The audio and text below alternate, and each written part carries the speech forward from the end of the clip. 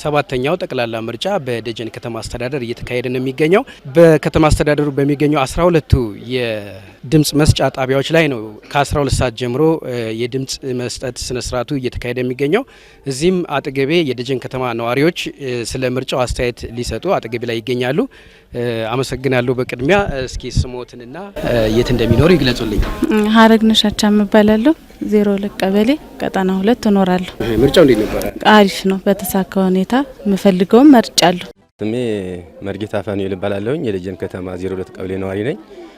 ዛሬ እዚህ የተገኘሁት ሰባተኛውን ሀገራዊ ምርጫ የመሰለኝን ፓርቲ ልመርጥ ነው የተገኘሁት።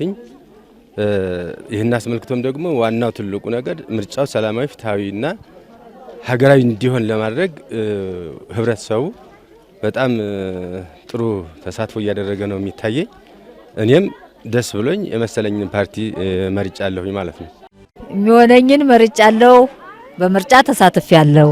በምርጫው በንቃት እየተሳተፉ መሆኑን እንደምትመለከቱት በረጅም ሰልፍ ተመልክተናቸዋል። ሀሳብ አስተያየትም ሰጥተውናል። ምርጫው በሰላም እንዲጠናቀቅም የከተማ አስተዳደሩ የጸጥታ አካላት በንቃት እየተሳተፉ እንደሚገኙ ነው መመልከት የቻልነው። ኢትዮጵያ እንግዲህ ሰባተኛውን ጠቅላላ ሀገራዊ ምርጫ ዛሬ ግንቦት 24 ቀን 2018 ዓ.ም እያካሄደች ትገኛለች። እኛ በምንገኝበት በዚህ በምዕራብ ጎጃም ዞን ቡሬ ከተማም ከ12 ሰዓት ጀምሮ መራጮች በየምርጫ ጣቢያዎቹ በመገኘት ድምጻቸውን እየሰጡ ይገኛሉ። በተለይም በዚህ በቡሬ ምርጫ ክልል በሚገኙ ሁሉም የምርጫ ክልሎች ወጣቶች፣ አዛውንት እንዲሁም መላው የከተማው ነዋሪ በመውጣት ድምጻቸውን እየሰጡ የሚገኙበት ሁኔታ አለ። ተዘዋውረን እንግዲህ ባደረግነው በሁሉም የምርጫ ጣቢያዎች በሚባል ደረጃ በዛሬው ዕለት እንግዲህ ምርጫው ደመቅ ባለ ሁኔታ እየተካሄደ የሚገኝበት ሁኔታ አለ። እዚህ እኛ በምንገኝበት ምርጫ ጣቢያም እንግዲህ መራጮች አሁን በዚህ ሰዓት እየገቡ የድምጻቸውን የምርጫ ሁኔታውን እያከናወኑ ይገኛሉ ማለት ነው። እንግዲህ ሌሎች አጠቃላይ መረጃዎችን ደግሞ በኋላ በሚኖርን የዜና ወጃችን የምናደርሳቸው ይሆናል። አመሰግናለሁ።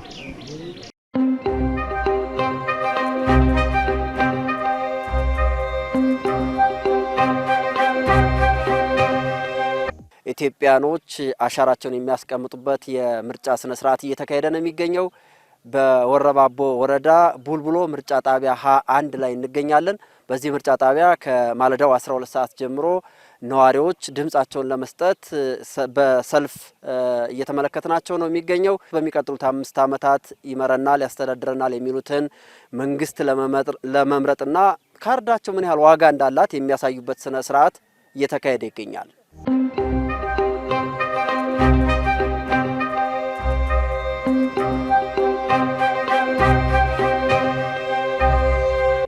ኗሪነቴ ከሚሴ ከተማ 04 ቀበሌ ነኝ።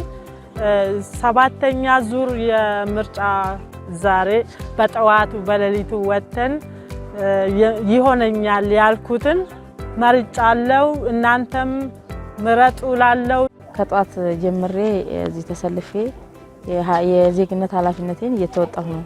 ምክንያቱም ድምጽ መስጠት አለብኝ። ኢትዮጵያ እየመረጠች ነው። እኔም የበኩሌን ይበጀኛል ይሆነኛል ያልኩትን ፓርቲ መርጫለሁ ማለት ነው። ከዚህ ቀደምም ያለውን ምርጫ መርጫለሁ። ዛሬም በጧት መጥቼ 12 ሰዓት ሲሆን መርጬ እየገባሁ ነው።